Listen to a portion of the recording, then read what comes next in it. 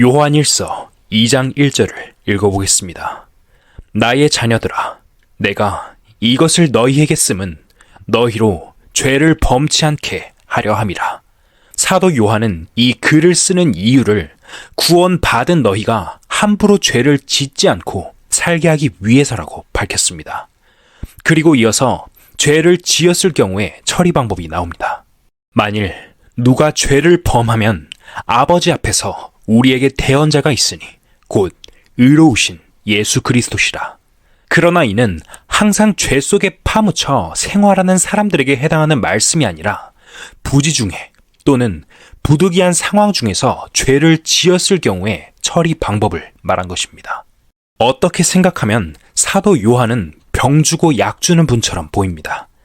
방금 죄를 지어서는 안 된다고 해놓고는 곧이어 만일 우리가 죄를 범하면 아버지 앞에서 우리에게 대언자, 곧 의로우신 예수 그리스도가 있으니 걱정할 것 없다고 말하고 있으니 말입니다. 성경이 말하는 참된 원리를 모르면 이 말씀이 무엇을 이야기하는 것인지 도무지 알 수가 없습니다. 저는 우리 죄를 위한 화목 제물이니 우리만 위할 뿐 아니요 온 세상의 죄를 위하심이라 라는 말씀이 있는가 하면 만일 누가 죄를 범하면 아버지 앞에서 우리에게 대언자가 있으니 라는 말씀도 있습니다. 우리의 죄는 화목 제물이신 예수님이 십자가에 달려서 흘리신 피로 말미암아 단번에 다 용서되었습니다. 이미 2000년 전에 과거, 현재, 미래의 죄까지 단번에 다 용서되었는데 왜 또 우리에게 대언자가 필요하다는 말씀입니까? 예수님은 두 가지 역할을 하십니다. 하나는 화목 제물로서의 역할이고 다른 하나는 대제사장으로서의 역할입니다. 화목 제물이 되신 예수님과 부활 승천하여 하나님 앞에서 그 제물로 제사 드리는 대제사장으로서의 예수님은 같은 예수님이지만 그 역할은 각각 다릅니다. 십자가에서 돌아가신 예수님은 자기의 피로써 우리의 죄를 단번에 해결해 주심으로 화목 제물이 되셨습니다. 예수님이 십자가에서 흘리신 피는 사람 앞에 흘린 것이 아니라 하나님 앞에 흘린 것입니다. 하나님은 그 아들의 피를 보시고 세상 모든 사람의 죄를 단번에 용서하셨습니다. 그렇기 때문에 우리만 위할 뿐 아니요 온 세상 죄를 위하심이라 라고 한 것입니다. 칼빈은 이렇게 말했습니다. 예수님이 온 세상 사람들의 죄를 지고 가신 것이 아니라 택한 백성의 죄만을 위해서 돌아가셨다고 주장했습니다. 그러나 그 생각은 잘못된 것입니다. 우리가 하나님 앞에서 죄를 용서받으려면 하나님의 마음이 풀어져야 합니다. 우리가 죄 용서를 받느냐 못 받느냐 하는 것은 우리 마음에 달려있는 것이 아니라 하나님의 마음에 달려있기 때문입니다. 다시 말하면 하나님 편에서 용서를 해주셔야 한다는 뜻입니다. 예수님이 십자가에 달려 돌아가셨을 때 온 세상 사람의 죄가 다 해결되지 않고 믿고 구원받은 사람의 죄만 해결되었다면 하나님은 불공평하신 분입니다. 이 세상에 태어났던 사람들 가운데 구원받은 사람보다는 구원받지 못한 사람이 훨씬 많습니다. 그리고 앞으로 태어날 사람 중에도 구원받을 사람보다 구원받지 못할 사람이 월등히 많을 것입니다. 그리고 지금 약 5천만 명이 넘는 우리 한국인 중에 구원받은 사람이 얼마나 되겠습니까? 설령 구원받은 사람의 숫자가 훨씬 많고 구원받지 못한 사람의 수가 적다고 하더라도 하나님의 마음에서 일부 사람들의 죄는 용서되고 나머지 사람들의 죄는 용서되지 않았다면 하나님의 마음이 편할 수 있을까요? 하나님의 마음에 깨끗한 해결이 있을 수 있느냐는 말입니다. 예수님이 십자가에 못 박혀서 피 흘리셨을 때 그 피를 보시고 하나님은 모든 인간의 죄를 다 용서하셨습니다. 하나님 쪽에서 먼저 해결된 것입니다. 누구의 죄는 용서하시고 누구의 죄는 용서하지 않으신 것이 아니라 모든 인생의 죄를 다 용서해 놓으신 것입니다. 문제는 개인이 그 사실을 받아들이냐, 배척하느냐에 달려 있습니다. 그 내용을 알고 그 말씀을 받아들이는 사람은 구원을 받고 받아들이지 않으면 구원받지 못하는 것입니다. 예수님은 온 세상 사람의 죄를 위해 화목 제물이 되셨습니다. 죄 때문에 하나님과 인간 사이는 서로 원수되어 있었으나 하나님께서 예수님이 흘리신 피를 보시고 온 세상 사람들의 죄를 완전히 용서해 주심으로 말미암아 인간은 하나님과 화목하게 된 것입니다. 그러므로 이제 인생들의 죄는 하나님 앞에 아무런 문제가 되지 않습니다.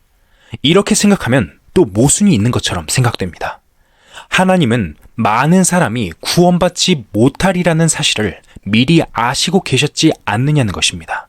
하나님은 원수를 사랑합니다. 그러나 마귀는 사랑하지 않으십니다. 마귀의 죄를 위해 예수님이 피 흘리신 것이 아닙니다. 하나님은 마귀의 자녀가 아닌 인간의 죄를 예수님의 보혈로 완전히 용서해 주셨습니다. 세례 요한은 사두개인과 바리새인을 향해 독사의 자식들아 라고 했습니다. 마귀의 자녀들아 라는 말입니다. 왜냐하면 예수님이 보시기에 그들은 이미 창세기 3장 15절에 나타나는 마귀의 후손으로 결정이 나 있기 때문이었습니다. 그러나 구원받지 못한 사람이라도 아직은 마귀의 자녀가 아닙니다. 그러면 언제부터 마귀의 자녀가 됩니까? 보라, 지금은 은혜 받을 만한 때요. 보라, 지금은 구원의 날이로다. 하나님의 복음을 끝까지 거부하다가 은혜의 때가 끝나버리면 그때까지 복음을 받아들이지 않은 사람은 전부 마귀의 자녀가 됩니다. 사람이 마귀의 자녀가 되기 때문에 용서가 안 되며 심판을 받습니다. 마귀의 자녀가 되기 전까지의 사람의 죄는 예수님이 단번에 그리고 영원히 다 용서해 놓으셨습니다. 요한일서 2장 1절을 읽어보겠습니다. 만일 누가 죄를 범하면 아버지 앞에서 우리에게 대언자가 있으니 곧 의로우신 예수 그리스도시라. 여기서 말하는 예수님은 부활하신 예수님입니다. 구약시대의 사람들이 하나님 앞에 제사를 지낼 때는 제물인 어린 양이나 수송아지 등을 잡고 그 피는 대제사장이 가지고 지성소 안으로 들어가 뿌렸습니다. 십자가에서 돌아가신 예수님은 제물로서 피를 흘리신 것입니다. 그런데 제물의 피가 있다 해도 그것을 지성소 안으로 가지고 들어가 뿌릴 대제사장이 없으면 안 됩니다. 대제사장은 사람을 대표해서 제물의 피를 하나님 앞에 뿌리는 역할을 합니다. 그러니까 제사장의 일은 단번에 끝이 나지 않습니다. 예수님이 피를 흘리신 것은 하나님이 보시기 위한 것입니다. 예수님은 하나님 앞에 드려진 제물이었습니다. 하나님 앞에서 단번에 인생의 죄를 해결해버리는 제물이 된 것입니다. 그렇지만 대제사장은 사람 편에 있는 분입니다. 사람을 대표해서 제물을 하나님 앞에 가지고 들어가시는 분입니다. 부활하신 예수님은 십자가에서 흘리신 당신의 피, 그 제물을 가지고 하나님 앞에 올라가셔서 재림하시는 그날까지, 즉 지성소에서 나오시는 그날까지 대제사장으로서 그 제사를 계속하고 계십니다. 왜냐하면 인간의 역사가 시간 속에 계속 흐르고 있으며 따라서 범죄하는 일도 계속되고 있기 때문입니다. 저도 이 성경이 풀리기 전까지는 과거, 현재, 미래의 죄가 단번에 용서되었다고 했는데 왜 그 후에 죄에 대한 문제가 또 생기는가 하고 이상하게 생각했습니다. 그러나 나중에 세상 사람의 죄를 단번에 해결해 버리신 예수님의 피의 의미가 하나님 편에서 볼 때와 인간 편에서 볼 때 서로 다르다는 것을 알았습니다. 예수님의 피로 말미암아 모든 인간의 죄를 단번에 영원히 용서했다는 것은 하나님의 입장입니다. 인간은 시간과 공간의 제한 속에 살고 하나님은 영원 속에 계시는 분입니다. 하나님은 너무 크고 넓으신 분이기 때문에 우리의 출생과 죽음을 동시에 보십니다.